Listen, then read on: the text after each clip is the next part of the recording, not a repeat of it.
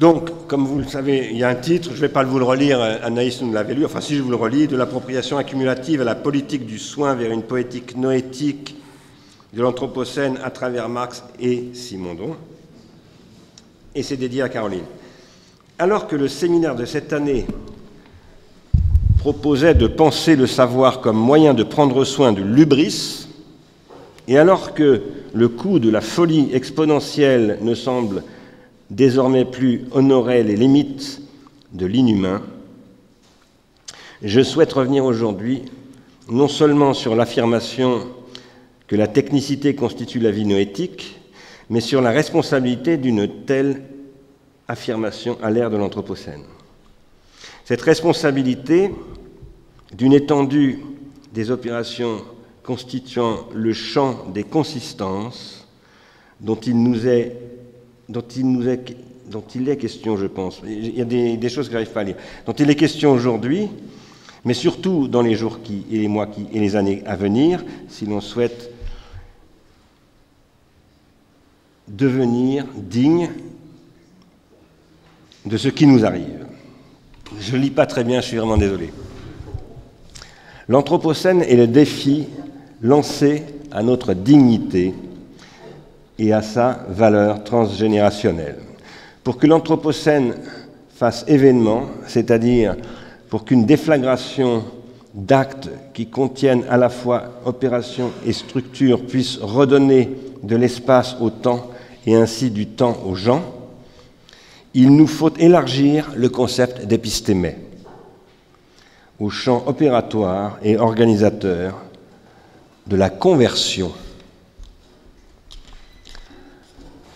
La conversion, comme remise en ordre de la faculté de connaître, est une opération transvaluante en ce qu'elle émerge d'un champ préindividuel métastable pour requalifier le rapport entre forme et structure. La fonction de la conversion transvaluante est de valoriser l'extériorité en tant que champ et condition indispensable à la culture d'une intériorité. La faculté spatialisante de l'esprit, sa capacité et technique d'orientation déterminent la possibilité d'une conversion au sein de laquelle la production de schèmes devient bifurcation. Être digne des enjeux que nous impose l'Anthropocène, c'est être digne de réapprendre à vivre avec les outils qui nous permettent de cultiver une telle conversion, où la valeur d'usage est remplacée par une valeur de relation, où la production de biens est remplacée par la production de liens. L'appareillage comme condition de la pensée est affaire de pharmacologie, où l'on souhaite encore pouvoir interroger après Kant ce que cela signifie de s'orienter dans la pensée. La désorientation qui sévit comme symptôme de négligence, d'une hubris en mal de soin, est ce qui m'amène à proposer aujourd'hui de lire ensemble Karl Marx et Gilbert Simondon. L'enjeu d'une telle lecture est de reconnaître l'appropriation capitaliste comme opération organisatrice de l'espace par le temps. C'est au sein de cette axiologie que la théorie simondonienne de l'alagmatique trouve sa valeur, non seulement pour repenser les moyens de démoduler et donc transformer une structure en énergie, ce qui est l'enjeu fondamental du néganthropocène, mais afin de cultiver une transopérationnalité de la technicité, pour que le rapport de l'être avec son milieu associé puisse encore et toujours soutenir et tenir la promesse d'une opération transindividuante. Cette métacritériologie de l'opération individuante a pour fonction de transvaluer le schème opératoire comme condition de mise en relation. Dans ce contexte, la pharmacologie est un passage à l'acte transopérationnel, c'est-à-dire dont il s'agit, alors là il y a un truc qui m'échappe, lorsque l'on parle de conversion. Lorsqu'on parle de conversion. La dyade transductive qui constitue l'hubris est un défi lancé à la raison pour que cette dernière, au sein même du dysfonctionnement de sa propre fonction et au milieu de la diversité des conflits qui la tiraillent, sélectionne le courage et opte pour la vérité. C'est cette sélection raisonnable et digne et non moins contenue qu'il s'agit désormais de cultiver pour que la remise en ordre de la faculté de connaître puisse devenir la carte invisible mais lisible depuis laquelle s'orienter dans la pensée, où projection, désir et imagination redeviennent des pratiques opératoires et schématisantes. C'est dans le contexte d'un état d'urgence noétique que je souhaite poser la question d'une alagmatique du capitalisme, non seulement pour repenser le capital à l'aune des opérations d'automatisation systémique et globalisée, mais pour essayer de projeter et donc de prendre de vitesse un monde dans lequel la poétique nootechnique est un plan qui consiste et constitue le champ énergétique de coopération transvaluante entre psychisme et collectif. Premièrement, Karl Marx. Dans le chapitre 25 du premier tome du Capital, Marx définit la composition du capital de deux manières distinctes et intrinsèquement codépendantes. Comme valeur, la composition du capital est déterminée par les moyens de production. Comme matière, la composition est déterminée par sa fonction dans le processus de production. Valeur et matière sont alors entendues comme les deux composantes du capital et définissent respectivement les catégories de valeurs composantes et de techniques composantes. Ces deux catégories sont intrinsèquement liées en ce qu'elles coproduisent la forme et la structure opératoire du capital.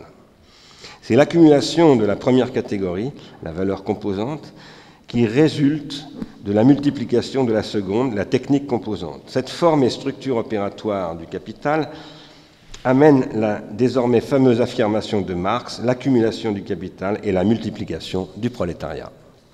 Ainsi, c'est dans les conditions de l'accumulation capitaliste que la relation de dépendance s'accentue en tant qu'exploitation et domination. L'expansion du domaine d'appropriation capitaliste est une fonction corollaire à la multiplication du nombre de personnes assujetties par la composante valeur-travail, valeur-matière du capital. C'est parce que la double composante valeur-matière du capital impose une structure organisatrice de tendances contraires que sont préservées non seulement l'accumulation, mais l'appropriation accumulative. La codépendance valeur-matière qui compose le schème organisateur du capitalisme est la relation qui s'inscrit entre le travail non rémunéré qui est transformé en capital et donc réapproprié et le travail rémunéré qui a pour fonction le processus d'appropriation et d'accentuer, de créer une relation entre travail rémunéré et non rémunéré au sein d'une même population. La loi de l'accumulation capitaliste, pour Marx, exprime la situation dans laquelle la nature de l'accumulation exclut toute diminution du degré d'exploitation.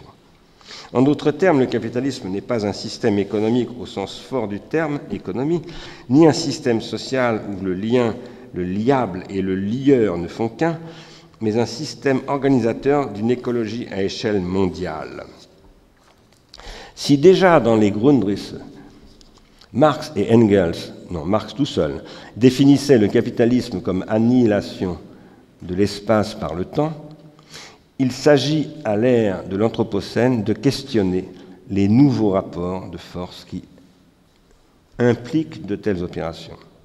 À l'ère de l'automatisation massive des moyens de production, la question de savoir sous quelles formes opératoires s'organise l'appropriation des forces de production et du travail abstrait est une question qui s'ouvre dans l'état d'urgence de l'Anthropocène. Le passage de l'artisanat à l'industrie capitaliste de masse ne nous a pas simplement appris que le développement de la productivité sociale du travail présuppose une coopération à grande échelle, page 775 du Capital, mais combien la division et combinaison, elle commence à devenir anglophone, elle a écrit combination, du travail lui-même ne peut être organisé que selon de telles bases où les forces énergétiques naturelles, tout comme le travail non rémunéré, sont canalisées et mises au service de la production. Ainsi, et comme nous le rappelle Jason Moore dans son récent ouvrage Capitalism in the Web of Life, c'est la troisième fois qu'on le cite aujourd'hui, après Gerald, tout acte d'exploitation dépend d'un acte d'appropriation encore plus important. En d'autres termes, pour que l'exploitation de la main-d'œuvre puisse opérer, il faut que d'autres formes de travail puissent être appropriées. La valeur ne se crée qu'à la condition que la plus grande partie du travail fourni ne soit pas valorisée. Il faut comprendre que la loi de la valeur capitaliste s'inscrit dans deux moments distincts. Le premier est celui de l'accumulation sans fin du capital comme travail social abstrait. Le second est l'expansion continue des relations d'exploitation et d'appropriation. Ce que ces deux temps de la valeur capitaliste soulignent, c'est que le caractère anthropique des processus d'exploitation énergétique n'opère qu'à la condition qu'un système néganthropique d'appropriation toujours en expansion puisse opérer. C'est bien le capital comme moyen organisateur de tendances contraires qu'il s'agit désormais de questionner afin de déceler au sein même de ses composantes opératoires le moyen de transvaluer cette axiologie. Ainsi, penser le système de valeurs marchandes du capitalisme comme phénomène opératoire et organisateur de tensions énergétiques métastables est la clé de voûte permettant l'amorce d'une conversion transvaluante. En d'autres termes, cette conversion s'ouvre dans le passage d'une question qui pose « qu'est-ce que le capitalisme ?» à une question qui impose de comprendre ce qui fait le capitalisme. Ce changement d'optique, pour reprendre le vocabulaire cultivé par Sarah Baranzoni, met l'emphase sur les opérations et fonctions qui sont, je ne sais pas quoi, au fondement du déploiement des techniques capitalistes.